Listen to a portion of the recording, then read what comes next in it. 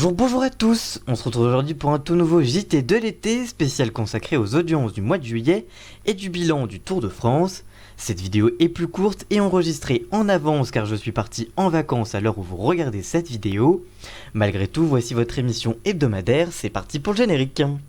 On commence donc avec les audiences mensuelles des chaînes, avec un mois de juillet qui se fait ressentir niveau audience, sauf pour France Télévisions qui résiste. Voici donc tous les scores. TF1 est malgré tout toujours leader avec 18,4% de part de marché, soit une audience en baisse de moins 1,8% sur un mois et de moins 4% sur un an. C'est la plus forte baisse sur un mois comme sur un an. Côté succès, TF1 a pu compter sur Demain nous appartient, qui a signé un excellent mois de juillet à 3 millions de téléspectateurs et 21,2% de moyenne en audience veille, mais aussi sur l'info qui est resté à un haut niveau en mi-journée comme en soirée. La chaîne a aussi profité de la fin du mondial féminin de football. Côté succès, la Une a également eu les rediffusions de la trilogie La 7ème compagnie, le film inédit Marseille et enfin le retour de Ninja Warrior qui sont à noter côté audience. Le retour de Je suis une célébrité sortez Madela enregistre lui des scores corrects et bons sur cible. En revanche, 19 soirées n'ont pas franchi la barre des 20%, 9 ont même été sous la barre des 15%, à cause notamment des séries américaines du samedi comme Grey's Anatomy, Station 19 ou encore Whiskey Cavalier et Timeless, ainsi que les deux premiers opus de la saga Bridget Jones. France 2 est elle à 17,2% de part de marché, pour une progression sur un an de 3,5% sur un mois et de 1,6% sur un an. C'est la plus forte progression sur un an comme sur un mois, grâce au Tour de France bien évidemment qui est en hausse et qui a fortement boosté la chaîne publique, comme Nagui qui a continué à briller avec N'oubliez pas les paroles, tout comme les rendez-vous d'information, le matin, le midi comme le soir. Le retour de Fort Boyard pour sa 30e saison s'est couronné également d'un succès, avec un record depuis plusieurs années établi il y a quelques jours. Le concert de Paris 2019 a aussi été un moment fort de la 2 en juillet. A l'inverse, France 2 a connu tout de même quelques difficultés, à moins de 10% de part de marché, à cause notamment du Grand Échiquier ou des rediffusions de la série Shérif ou de Secrets d'Histoire. La chaîne atteint malgré tout son meilleur niveau depuis 2010. France 3 est-elle à 10,6% de part d'audience, pour une forte progression de 1,6% sur un mois et de 1,3% sur un an pour ce mois-ci. La chaîne a profité bien évidemment du Tour de France, mais également d'un bloc d'infos puissant le soir, avec plusieurs records à la clé, tout comme Plus belle la vie.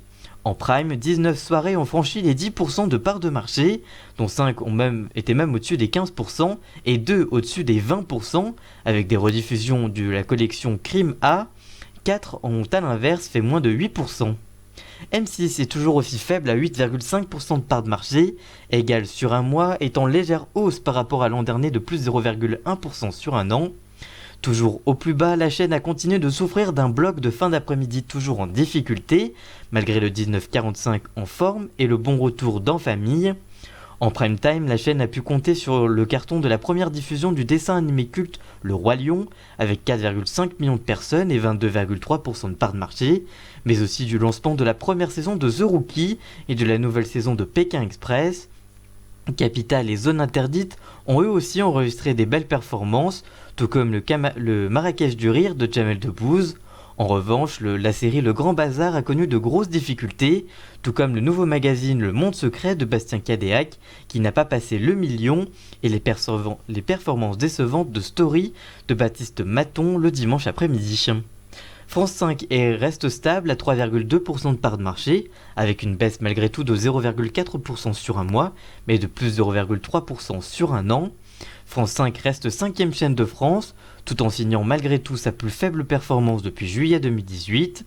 La 5 n'a pas pu compter sur le magazine de la santé et C'est dans l'air, Allô Docteur ou encore C'est à vous, étant mise au repos pendant la période estivale. En prime, la chaîne n'a atteint qu'une seule fois le million avec une rediffusion d'Échappée belle, mais a enregistré de belles performances avec Nu et culotté, J'irai dormir chez vous ou encore les 100 lieux qu'il faut voir.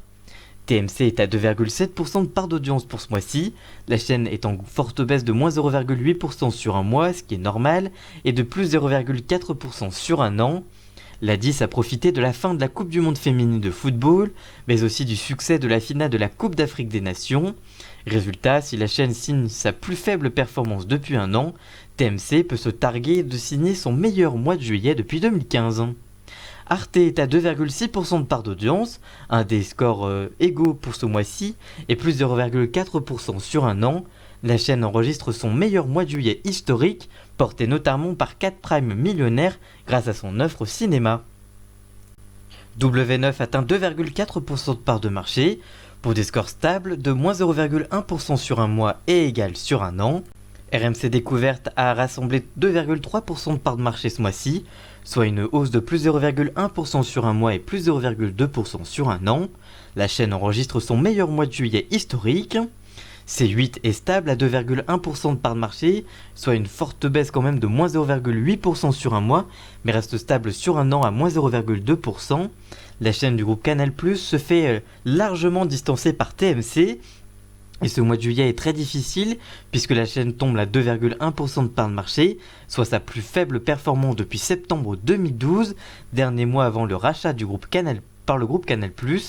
C8 n'a même jamais connu un mois de juillet aussi mauvais depuis 2010, en cause l'absence de valeurs fortes en journée comme en prime, qui réalise des scores très faibles, le record du mois étant détenu par le téléfilm Act of Violence avec 789 000 téléspectateurs et 4,1% de part de marché.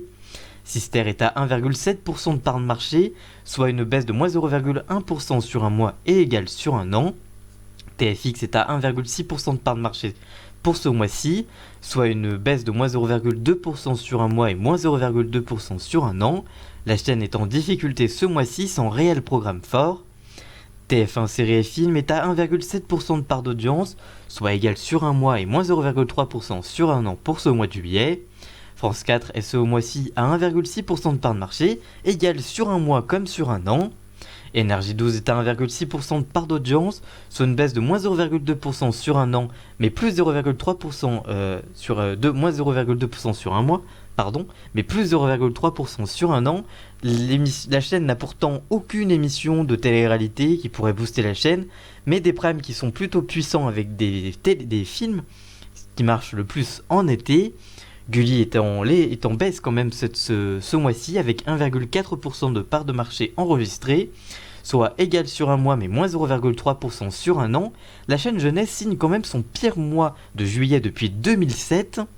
RMC Story est à 1,3% de part d'audience, soit plus 0,1% sur un mois et égal sur un an. Chérie 25 est à 1,3% de part d'audience, soit égal sur un mois et plus 0,2% sur un an. C-Star est à 1,1% de part d'audience et moins 0,1% sur un an et égal sur un mois et égal sur un an, Et enfin Canal+ est à 0,9% du public, un état préoccupant, avec une baisse de moins 0,4% sur un mois et plus 0,2% sur un an. On continue ces audiences mensuelles des chaînes de télévision avec les scores des chaînes d'infos.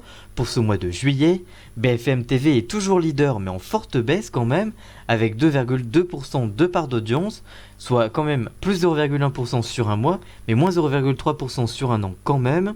L'équipe est à 1,1% de part d'audience, soit une baisse de moins 0,2% sur un mois et moins 0,1% sur un an pour ce mois-ci. Enfin, LCI est stable à 0,8% de part d'audience, égale sur un mois et plus 0,2% sur un an. CNews enregistre, elle, des scores à 0,6% de part d'audience, soit une légère baisse de moins 0,1% sur un mois et égale par rapport à l'an dernier. France Info, enfin, est à 0,5% de part de marché. La chaîne est égale sur un mois et gagne seulement 0,1% sur un an.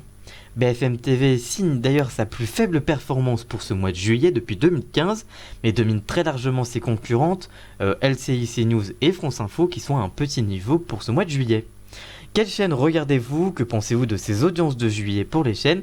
Dites-nous tout ça en commentaire, on vous lira bien évidemment.